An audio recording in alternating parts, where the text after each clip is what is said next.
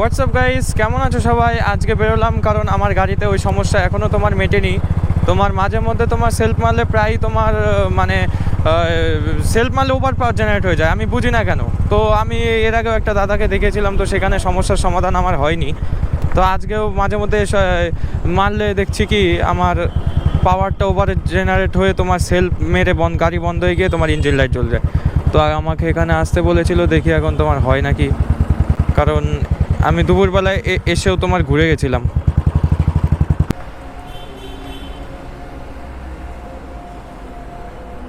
কেউই তো নেই। ও দেখো আসতে বললো তো, নেই তো। ও তাহলে কোনো সমস্যা নেই।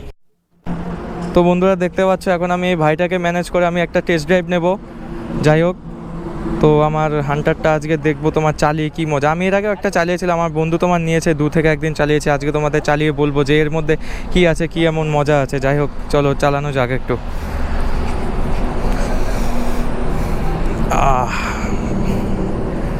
তবে একটা কথা বলতে চাই, গাড়ি বিশাল হালকা। আমি ক্লাসিক 350 চালিয়ে যা বুঝলাম, ওর থেকে এর হাফও ওয়েট না। ওই দেখো পেছনে জামা উড়ে যাচ্ছে ভাই।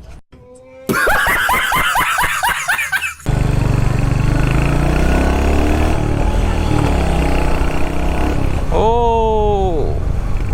গাইস, কি বলো তো, অ্যাকচুয়ালি তোমার এই বাইকের মধ্যে না টানটা আছে ভাই।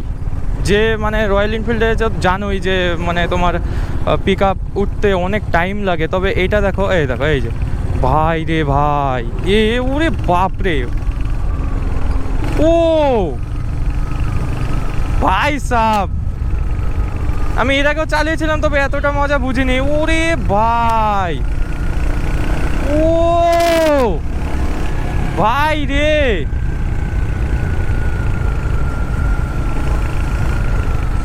টানটা দেখেছো? যাই হোক, টেস্ট ড্রাইভ নিয়েছি, বেশি তেল পড়লে আবার দিতে হবে না গাইস।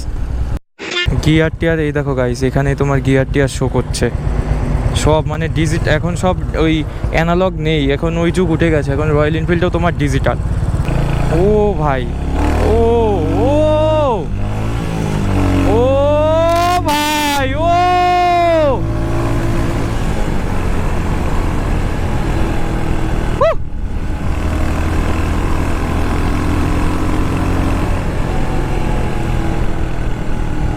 ভাই সাহ, ভাই রে ভাই, কি বাইক ভাই, কি এ দেখো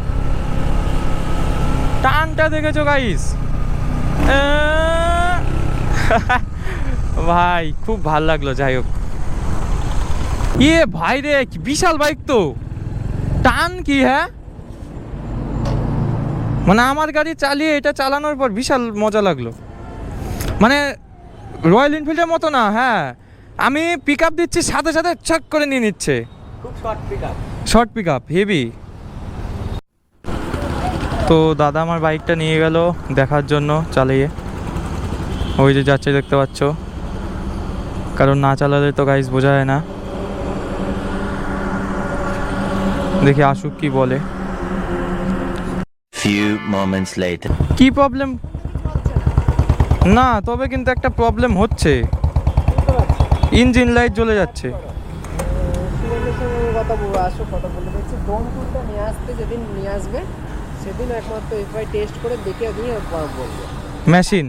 হ্যাঁ, মেশিনটা নিয়ে এসে চেক করার পরে আমি বলবো, যদি না হয় তাহলে মেন কথা হচ্ছে ইলেকট্রিক্যালি সব কিছু চেক করতে হবে, ঠিক আছে? স্পার্ক প্লাগ এবার মেন হচ্ছে কি, মানে ভিজা অবস্থায় গাড়ি ওয়াশ করার পরে কি এটা বেশি হচ্ছে কি?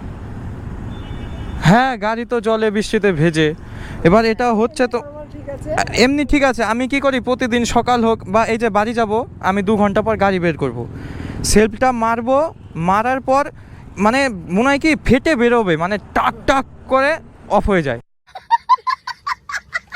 দাঁড়াও, এই যে মারি তো, এই যে এরকম করে ছেড়ে দেয়, আরও জোরে আওয়াজ হয়। হ্যাঁ ট্যাং করে আওয়াজ হয়, ছেড়ে দিচ্ছে। বিয়ারিং আমাকে একজন বলেছে বিয়ারিং চেঞ্জ করতে, এটা কি সম্ভব? 5-6 হাজার টাকা দাম বলে।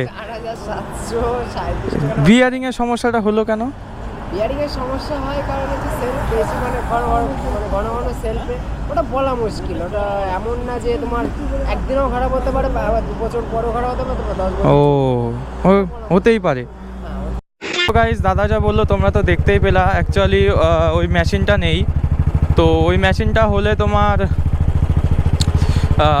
চেক করে তোমার সব প্রবলেম বেরিয়ে যায় গাড়ির। কারণ এর আগে আমার হয়েছিল, চেক করে নিয়ে টুকটাক ঠিক করে দেয়, গাড়ি প্রচুর ভালো হয়ে যায়। তো যাই হোক, এখন নেই আর কি করার। ফোন নাম্বার নিয়ে নিলাম, কালকে আমি ফোন করে নেব। তো গাইস এখানে ভিডিওটা আমি শেষ করছি। আশা করি ভিডিওটা ভালো লেগেছে। ভিডিওটা ভালো লেগে থাকলে অবশ্যই সাবস্ক্রাইব করবে। আর দেখা হবে নেক্সট ভিডিওতে guys. Tata, till then, good bye, tata, bye bye bye bye bye by.